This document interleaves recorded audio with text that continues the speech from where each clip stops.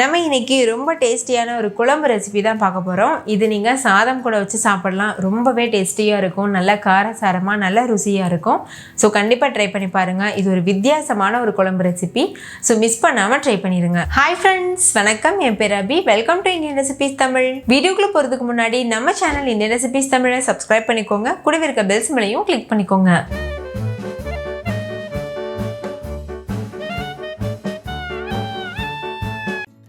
First இந்த recipe பண்ணுறதுக்கு 300 gram அளவுக்கு சீனி அவரைக்காய் எடுத்து நல்லா வாஷ் பண்ணிவிட்டு இது போல் கட் பண்ணி எடுத்துக்கோங்க.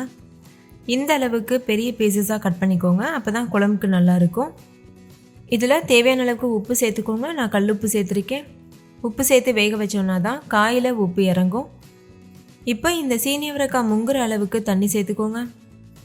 சேர்த்துட்டு ஹை ஃப்ளேமில் வச்சு மூடி போட்டு மூடி காய் முழுமையாக வேகிறது வரைக்கும் வெயிட் பண்ணுங்கள். இடையிடையில் லோ ஃப்ளேமில் ஹை ஃப்ளேமில் மாற்றி மாற்றி வச்சு வேக வச்சுக்கோங்க.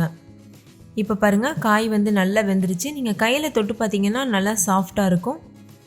இந்த ஸ்டேஜில் ஸ்டவ் ஆஃப் பண்ணிவிட்டு ஒரு அரிக்கரண்டி வச்சு இதை வெளியில் எடுத்துகிட்டு வேறு ஒரு பிளேட்டு இல்லைன்னா பாத்திரத்தில் மாற்றி வச்சுக்கோங்க. இப்போ இது ஒரு ஓரமாக இருக்கட்டும். இந்த தண்ணி நம்மளுக்கு தேவையில்லை.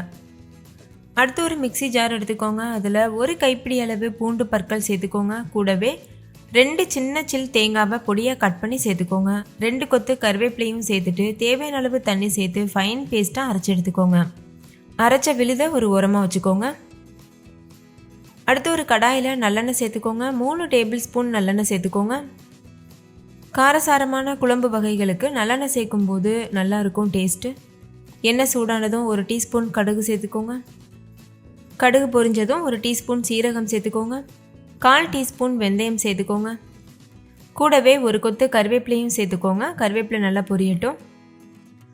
அடுத்தது 2 மீடியம் சைஸ் அளவு பெரிய வெங்காயம் எடுத்துக்கோங்க. அதை நல்லா கட் பண்ணிவிட்டு சேர்த்துக்கோங்க. இந்த மாதிரி நல்லா பொடியாக கட் பண்ணி சேர்த்துக்கோங்க.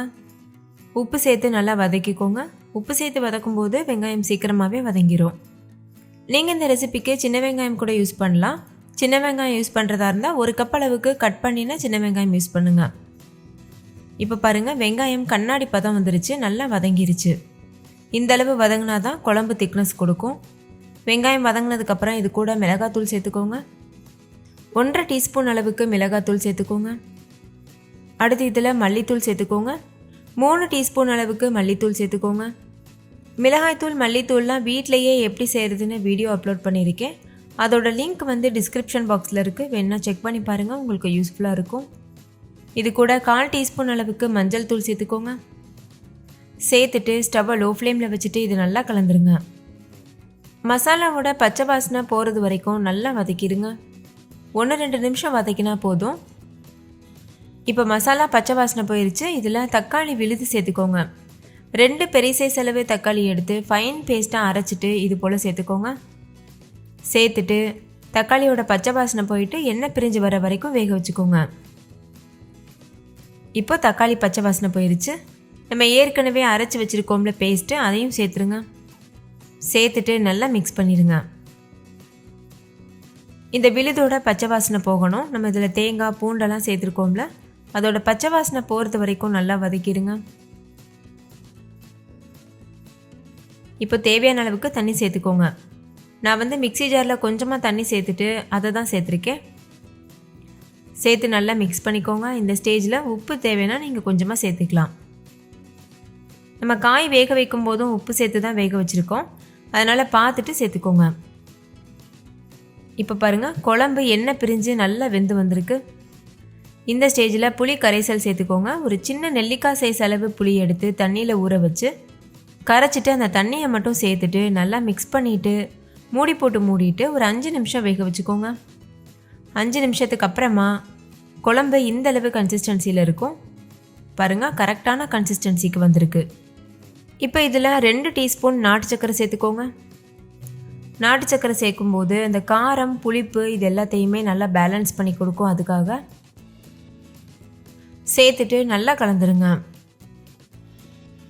அடுத்து இதில் ஏற்கனவே வேக வச்சு தண்ணியை வடித்து வச்சுருக்கோம்ல சீனி அவரைக்காய், அதை சேர்த்துருங்க. சேர்த்துட்டு நல்லா மிக்ஸ் பண்ணிடுங்க. நல்லா கலந்துட்டு மூடி போட்டு மூடிட்டு லோ ஃப்ளேமில் வச்சு எண்ணெய் பிரிஞ்சு வர வரைக்கும் வெயிட் பண்ணுங்கள். இப்போ பாருங்கள், குழம்புலேருந்து எண்ணெய் பிரிஞ்சு வந்திருக்கு. இந்த ஸ்டேஜில் ஸ்டவ் ஆஃப் பண்ணிவிட்டு நம்ம சர்வ் பண்ணலாம். ரொம்ப ரொம்ப டேஸ்டியான சீனி அவரைக்காய் குழம்பு சூப்பராக தயாராகிருச்சு. கண்டிப்பாக நீங்களும் இதை ட்ரை பண்ணி பாருங்கள். சுட சுட சாதம் கூட வச்சு சாப்பிடும்போது ரொம்ப ரொம்ப டேஸ்டியாக இருந்தது. ஸோ மிஸ் பண்ணிடாமல் ட்ரை பண்ணி பாருங்கள். இது இன்னும் கொஞ்சம் நல்லா திக்காக வச்சிட்டிங்கன்னா நீங்கள் சப்பாத்தி, அதுக்கப்புறம் தோசை, இட்லி கூடலாம் கூட வச்சு சாப்பிடலாம். ரொம்பவே ருசியாக இருக்கும். ஓகே ஃப்ரெண்ட்ஸ், இந்த குழம்பு ரெசிபி உங்களுக்கு ரொம்ப பிடிச்சிருந்துச்சுல? பிடிச்சிருந்தா லைக் பண்ணுங்கள், ஷேர் பண்ணுங்கள், கமெண்ட் பண்ணுங்கள். தேங்க்யூ.